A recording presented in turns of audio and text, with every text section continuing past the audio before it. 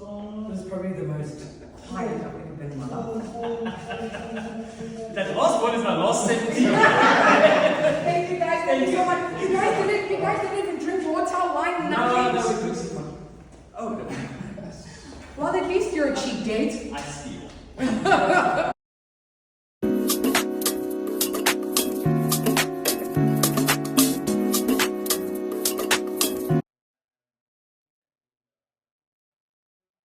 All right. Hi, Martin. How are you? I'm good. I'm always better for seeing you. Oh, of course. I always say when I start my conversations is that I'm not an interview person. I actually suck at interviews, but I'm better at conversations.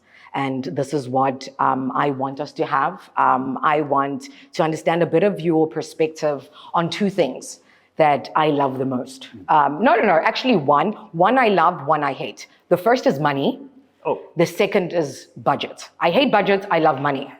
So I think like any other woman, I want us to fire right into just the understanding of the ecosystem and what exactly the budget means. I think just to start it off, how are you? How's your day? I'm good. Today was not a bad day at all.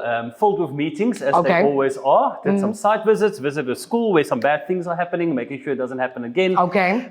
So one of those days, but thank you for this opportunity. I love conversations. I think one of the things that makes South African culture so great across our different cultures is we're all storytelling cultures. Fair, From Afrikaans yes. to Zulu to everyone, we are storytelling cultures. And I love conversations because we're telling each other our stories. So Fair. And it's so the interchange is so lovely because you realize, in as much as we have these stereotypes of what we are and what we present, there's so much into people and why they do what they do. But when it comes to the way that you navigate this industry and the way that you lead this industry, what exactly drives you to be who you are? Because I'll give you an example. In high school, everybody knew who you were. Like it was the weirdest thing. It's like I knew who Martin Meyer was. I didn't know exactly what you did, but it's because you were so visible. I live in KZN. You were so visible around the Musgrave area, the Morningside area, and it's something that we just knew that there's this white guy that is really active, and he's in politics, and we know him. We didn't really understand what you were doing at that point, but the one thing that I can say for you is you're so visible. Why is that? So I think, my background, I'm a social worker. Oh, okay. I'm a qualified social worker. Haven't done it in a few years now, unfortunately. But I'm a very passionate person, and I'm driven by passion. And this could be a bad thing or a good thing. Passion can be sometimes uncontrolled. Passion can lead to its own challenges. But I'm passionate about people, first of all. I'm passionate about South Africa, about our province, and I'm passionate about improving lives. I'm very aware that I came from a certain background. I was born in 1977 at the height of apartheid. I'm very aware that I have certain privileges that came through a system that benefited me and didn't benefit the majority of the people. And I'm passionate about doing my little bit to fix that in a way that works for everyone. Because I love this country, I love its people, and that's why I would, those days in Musgrave, that was my days as a councillor. Hardest job I've ever done in my life was being a ward councillor. But even there, it's just seeing improvement in people's daily lives is what drives me.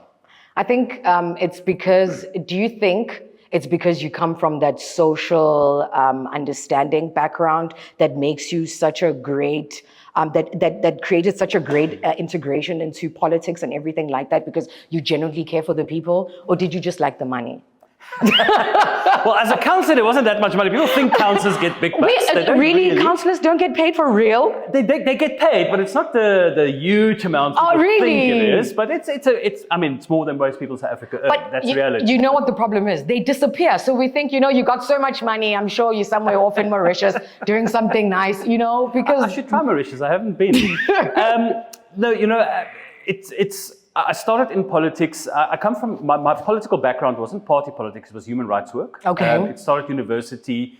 I studied at a very conservative university, now known as Northwest University, previously Potchefstroom University. And my work there started as human rights for the gay community, which had no rights at that university. It was very discriminated, and it's something I was very passionate.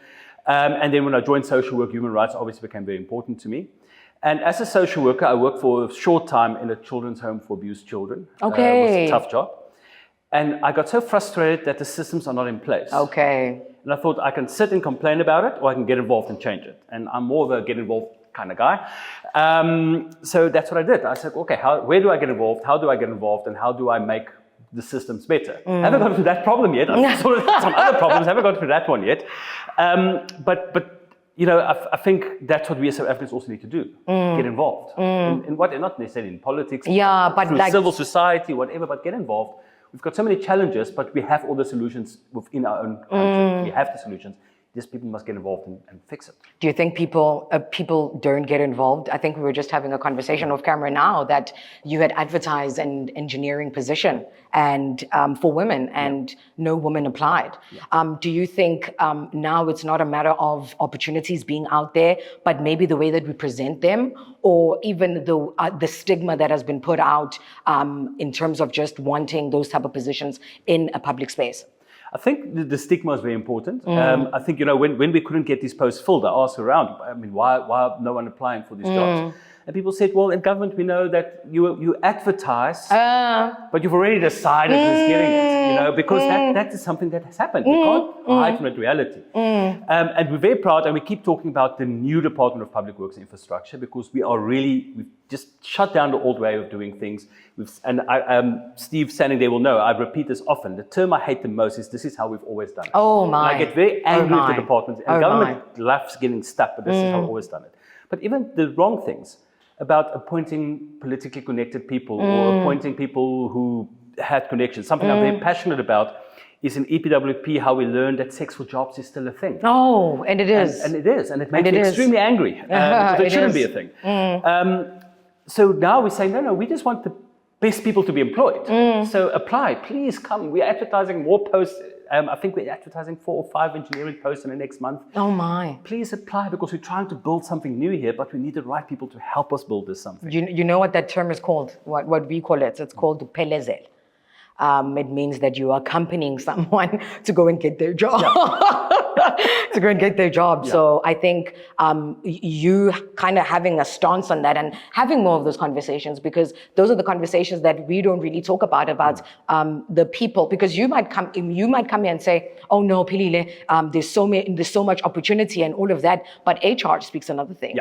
You know, so how is it that we are now kind of creating that clarity between what your vision is and the people that are actually going out and putting the work? Because you can be a good man, but if the people around you specifically are the ones that are creating those boundaries and those borders against people coming in, how is it that you are trying to make that space better? One of the things we did early on is there's a specific room in our head office where all job interviews are now done. Oh, okay. And it's recorded audio-visually. Okay. Using modern technology. It's the same room we do our tender interviews in. Okay. And before then, quite often if we do interviews, there will be court challenges or legal challenges or appeals. Now we can see what happened, and the appeals has died down because now HR is no longer taking chances. All right. Because we can see and hear exactly what happened during an interview. So do you guys screen through all of the interviews and all of the tenders? Yeah. So we do that. We just don't have the capacity to look at all of them. So Okay. we do a sort of every now and then we'll just take one and have a look at it. Okay. But if the moment someone says, listen, I'm unhappy with something that happened, we can just pull that footage, look at it, and we can say, yes, this wasn't right, or no, everything is above board. But there's also an opportunity there, especially for the young ones, where especially if you're saying, because that could be an opportunity where they create a program that will be able to kind of sift all of those things for you and create like little reports on how everyone is doing it, and based on the visual reports and all of that, and kind of give you like a report every month. You know, so I think sometimes if we look at the challenges that we have as an industry, if we look at it as opportunities, you know, to grow the youth and to grow the people that are thinking outside of the box, we will be so far. But before we get there, how are we doing on the construction mafia? I hear you have done amazing things, Martin. Apparently you have done amazing things. How are we doing on that? It's a team approach. It's not just me, you know, it's a wide group of people that come together and said, we've had enough and we must draw the line. And we've come far. It's not over. And I wish I could say it's over, but it's not over. But, you know, a couple of numbers. A year ago, if you take the private and the public sector combined, all the construction sites in our province, there were 60 disruptions per month by the construction mafia. We're down to about 8 per month now on average. All So that's a right. significant drop. All right. For our Department of Public Works and Infrastructure of KZN, we are now 14 months with no disruptions on any of our sites. Oh my. The war's not over. We know these guys will come and they will try their luck again. But I think the stance we have taken is the right stance. And there's a couple of things there, and I'll run through them very quickly. Okay. First of all, we took a no nonsense, no negotiation stance. If you show up with guns at our sites, we will not talk to you. We will not negotiate with you. We do not negotiate with criminals. Okay. And they are petty criminals, nothing else. I don't even like the word construction mafia. It makes them sound very much grander than it But really there's are. also a conversation there, Martin, because now we can divide this into two. There are people that genuinely want to be part of projects, because I speak about this from a personal perspective. I was doing a project in Guamash, and young black woman, I'm there. I was retaining a river, and these people came with guns and all of that. And I was just like, there was a point in my life where I understood the whole, we want to be empowered. Let's be part of these projects and all of that as black people. But then if you are now coming here and doing this to me, aren't you then defeating what you are fighting for?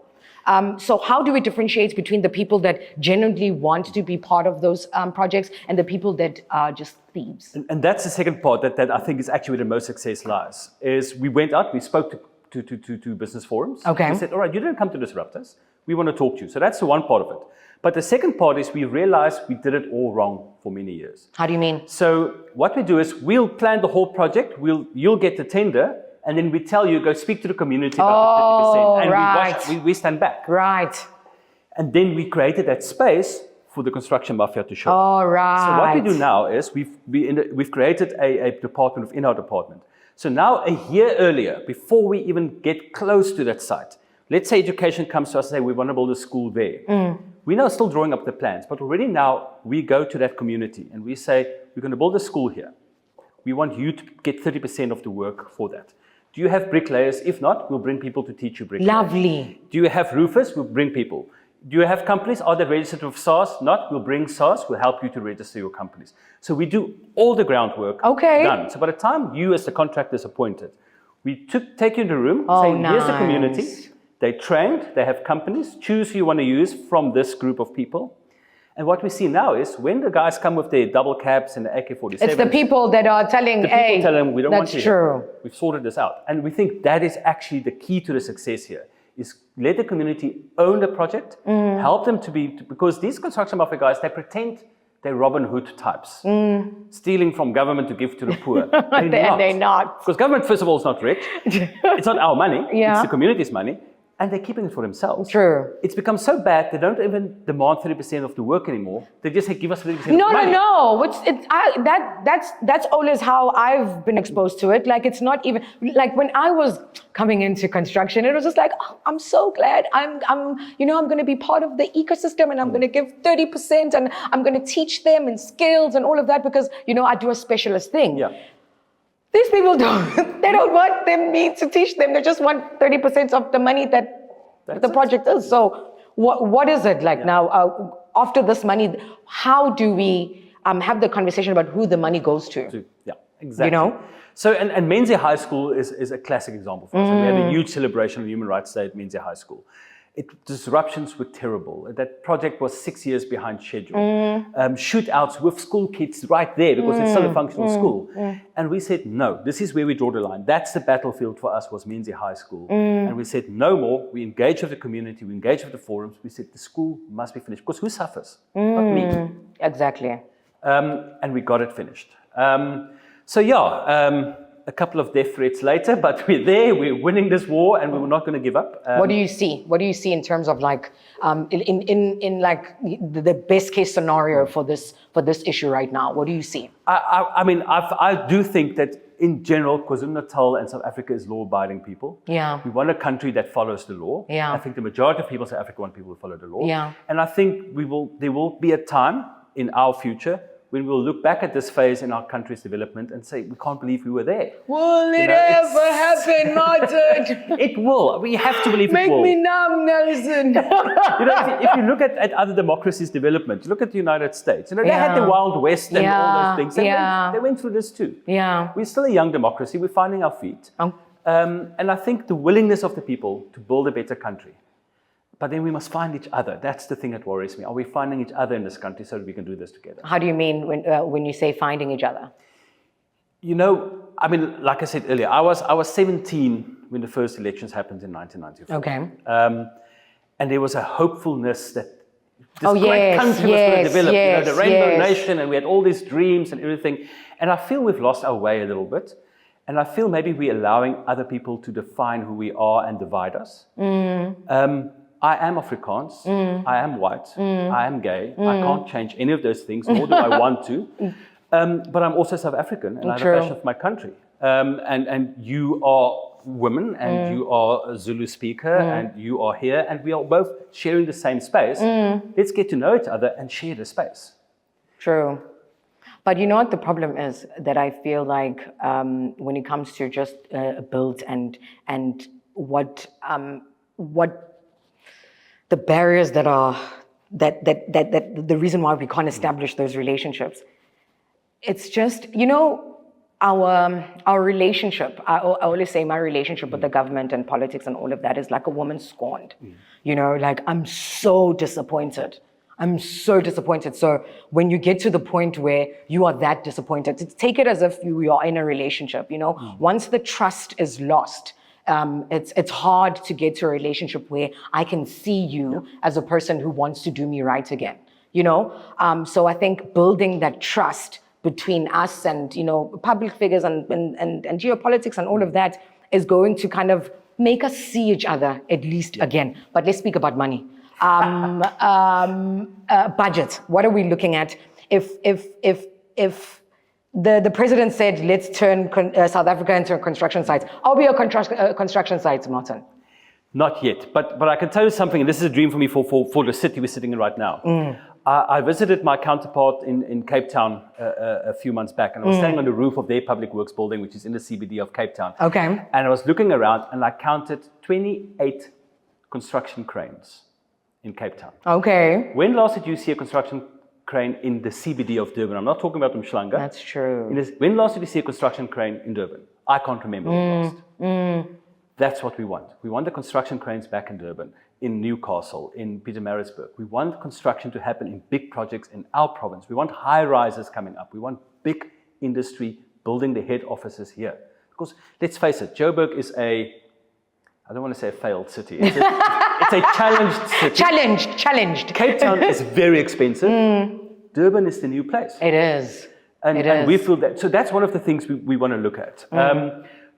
As public works, we want to create an environment where construction and investment can come back. Okay. Which means we need to fix infrastructure in this province, because that's a big challenge. From a budget point of view, we've given ourselves a theme for this year's budget called Disrupting for Good. Okay. And we're saying we are tired of being disrupted. Okay. We will now be the disruptors. Okay. And we're going to disrupt the way things happen in this province. Okay. A new way of doing it. Okay. And we're disrupting for jobs. We are changing the way EPWP works. Okay. We are changing the way we do contracts. We are changing the way we tackle construction. Oh, even white people go through that. My English also runs out. It's not my first language. Actually Afrikaans. So rounding up to the nearest mother tongue. That's the thing. So, we just want to say that all those things, doing things is not working. Okay. And in this budget, I'll give you a very simple example that has been quoted before. That we're standing at about an 80% vacancy rate for artisans in our department, which means we can't fix doors, we can't fix toilets, we can't paint a school classroom. Okay. We have to tender it out because we don't have the people to do it anymore. And I've often quoted how we once had to fix a toilet in the legislature, and I was a new MEC, I said, well, how did this work? There was no one to do it in the department. We contracted out, the toilet was clogged. Someone had to come and unclog the toilet. And it cost us 10,200 rand. Oh my. Now, if we had our own plumber, it wouldn't have cost us a cent. True. So this budget is focusing, we're going to hire plumbers, we're going to hire electricians, we're going to hire carpenters, we're going to do these things ourselves. Why did it stop in the first place? Officially, budgetary constraints, I don't believe it. Okay. Unofficially, because if my cousin owns the... Yeah. But who knows? Okay, got you. How is it that now, if you were in debt, Yes. how are we now? So we are doing so much better. You know, a year ago, our unauthorized expenditure, so that's expenditure that's outside of the budget, was standing at almost 800 million. It's now standing at 0. We follow the budget and we stick to our budget. All right. On one of our budget items called goods and services, we overspent by 700 million 2 years ago. We spent exactly what we're supposed to. Okay. So we are doing a lot to cut our debt. The problem was that we didn't pay contractors. We were grateful, and you, having worked in the industry, will know. And that's because the departments that must pay us so that we can pay the contractors just didn't pay us. When I came in, other government departments owed my department 900 million rand. Oh my. That's down to about 200 million now, because we just said to no, you will pay us. You will. If you don't pay us, we will take you to court, we will stop your projects, we will do whatever we need to do. Because a contractor not paid is a child that goes hungry that That's night. true. And I can't. a lack of trust. Yeah. So all our contractors are now paid within 30 days. Okay. That's never happened before. Wait, so like now it's actually 30 days? It's 30 days. The AG gave me a hard time because there was one contract we paid in 38 days.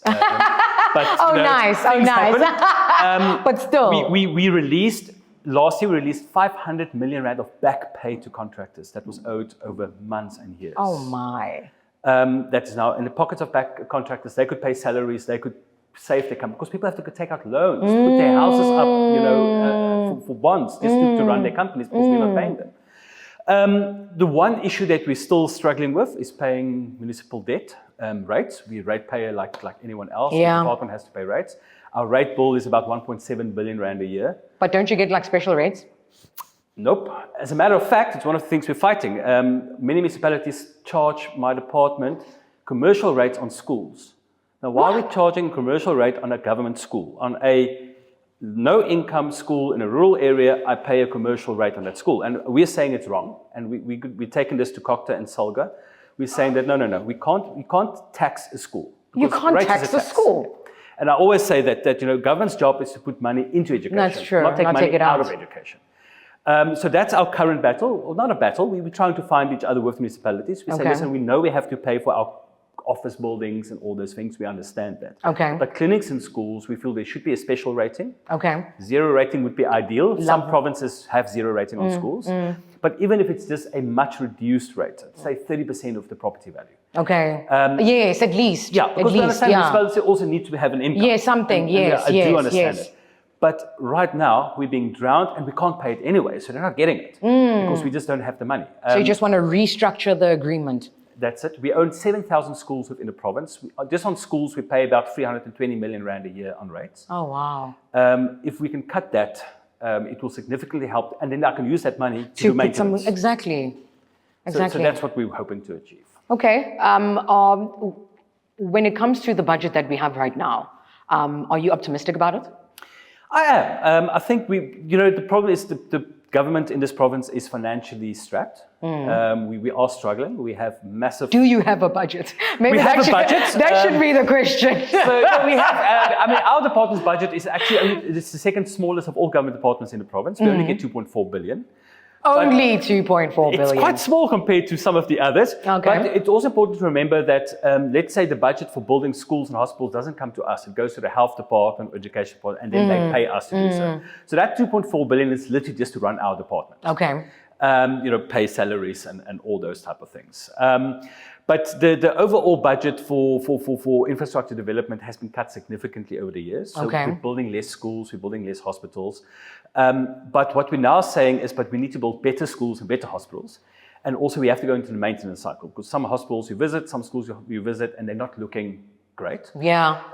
If I visit a school and there's no windows and there's holes in the roof, then we as a government are failing. So we're going into a maintenance cycle to try and fix up what we have, but we're also building wonderful things. Okay. Next week, I'm going to Umkhanyakude, deeply rural district, where we've built a beautiful modern school. Oh, nice. Because I also believe that there's no reason why a rural school in Kanekude mustn't look like a school in urban Durban. Exactly. That rhymed. Purely by accident.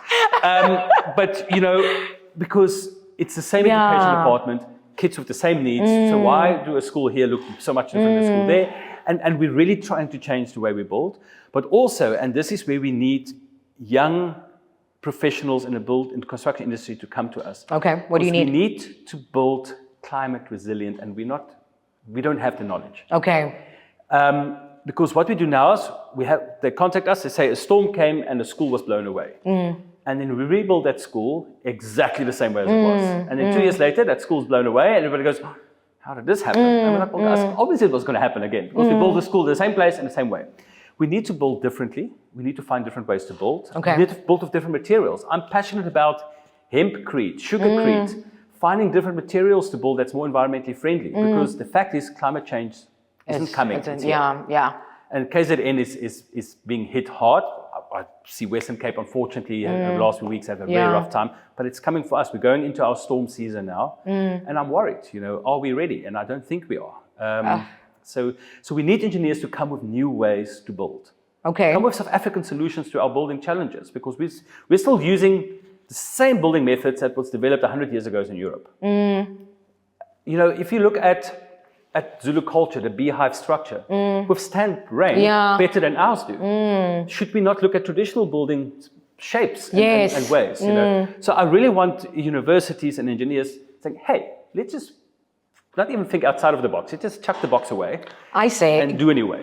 I say just pay engineers more. I would love to. If 2.4 billion, unfortunately, doesn't go very far with engineer salaries. And then, but the thing is now, it's also a thing, because if you don't pay them, then we are not motivating them to think outside the box, because they feel like in turn they are not, seen one of the and treasured saddest and all things of that. that I had to see as the MEC is we went to a conference in the UK, and while we were there, we were trying to get infrastructure investment in the province. So we met with many British companies, engineering infrastructure companies. Met 5 companies. All 5 of the companies I met with had in the room an engineer that's from South Africa, that now lives in London and works there. Every one of those 5 companies had South Africans in senior positions working there, not here. One was a young black lady from Richards Bay. And I said to her, come home. And she said, you can't give me what I You what I get can't. here. You can't afford me, guy. And that's a reality. So I understand why people look for opportunities there. I fully understand. You want to build a better life. I understand. But not everyone is going. Many still stay. And I think we still have good quality people that stay as well. I think they're going to come back. And she said one of the reasons is she gets home at 8 o'clock at night and she can go running in the park. She said, I can't do that in Durban. I can't do that in Richards Bay. All right, then let's change the country. Let's build a country where you can. If that's what's keeping us away, let's fix these issues and let's bring our talent back. Do you feel like you are too optimistic? I had a long discussion with someone the other day about the concept of false hope. I don't believe there's such a thing as false hope. Is it? Hope is hope. And sometimes that hope doesn't get realized. That's true. We hope for something, and we work, and sometimes hope doesn't get realized 100%, but it gets realized 80%, and that's already 80% better than it was. South Africa is a wonderfully optimistic people. We really are. When things go well, we braai, we drink, and we celebrate. When things go badly, we braai, we drink, and we commiserate. True. But we are just a optimistic people, but we need to put that optimism into action. Yeah. And I really think we can. I think if you look around us, we're not a poor country. We're a country of poverty. That's true. We are poverty-stricken. Yes. But we have everything. We have all the resources. We have the brains. We have everything in this country to make this country and this province stand heads and shoulders above the rest of the world, in all continents. But it really is going to take us to just put shoulder to wheel, and how many people do, and get it there. We must forget about these things that divide us. And there are many things that can divide us. If you want to look for something to divide us, you'll find it. But let's look at the things that bind us together, our shared humanity. and it's built. In talking like that, we also can't not be cognizant of the fact that the things that divide us are factors, you know? So when it comes to the budget and everything that you want to go going forward right now, I'm a young Black woman. What does your budget mean for me? Okay. So there's a couple of things that we need to touch on. So first of all, our budget wants to develop our rural areas. Okay. We're putting an extra focus on rural development. Okay. Because KZN is a rural province. Don't get fooled by the city we sit in. Yeah. So that's one thing. The second thing is we want this department to be free to all. So contracts, you know, we talk about 30 cents, we talk about triple BE, but it's the same group of people that get richer and richer and richer, even with the system. We want to say, no, it has to be more fair. We have to make sure it's spread around. We have to make sure everybody gets opportunity. She builds, which is something I'm passionate about. We're saying, okay, we're not getting enough women in the construction industry. Let's do that. Let's bring more women into the construction industry. And that's why we created She Builds as an advisory body to say, let's get it done. If you go to Nongoma, we're building an agriculture office there, quite a large center outside of Nongoma. It's a women-run construction company in rural Zululand. The owner is women. Most of the professionals working there are women. And they're building an amazing thing. It's within budget and under time. So we're very happy. And it's people like that we want to give these opportunities for. Okay. Because she wanted to get opportunities a few years back. And we say, no. Opportunities will now be free. It will be fair. The money is going to be spent. And then the last thing that I need to touch on is we now as a department focus on what our core mandate is. We don't host parties. You will never see us host parties. Okay. When I took over, when we do the budget, the MEC does the budget, and then there's goodie bags, and the budget for my predecessor cost 360,000 rand. Yes. I says, no, this is nonsense. I'm standing here making a speech. Why is it costing 360 rand? My budget costs 300 rand. Okay. We literally just print the speech on normal paper and hand it out. We don't do anything else. We don't host. Are big you events. stingy, Martin? I am stingy. I am stingy, very stingy. There's no billboards with my face on it because does a billboard fix a school? No. No, it doesn't. So this is the fixes last your thing. ego. It does. Well, I don't know. No. Those billboards make you look big. So every cent we get is now spent on what we're supposed to spend it on, and that's you. Okay. Oh, I love that. A man telling me he's going to give me money. Thank you so much for coming on. You're a lovely man. You're doing a great job. I think as us right now, we see you. We support you. But I think more than anything, I want you to call on the people that you rely on in the built environment to kind of galvanize those conversations because you've got people that believe. You know, so at least if you can, I always say, if you want to blow up something, blow it from the inside, you know, so use us to blow this industry up and to be a space where one trust is back. And, you know, we see each other again, as you were saying. Thank you so much for coming here. Thank you so much. And I can't wait for our next one. Maybe next year. We'll see if you are going to give us that money, Martin. We'll do our best. Thank you so much. Thank you. Thanks, guys.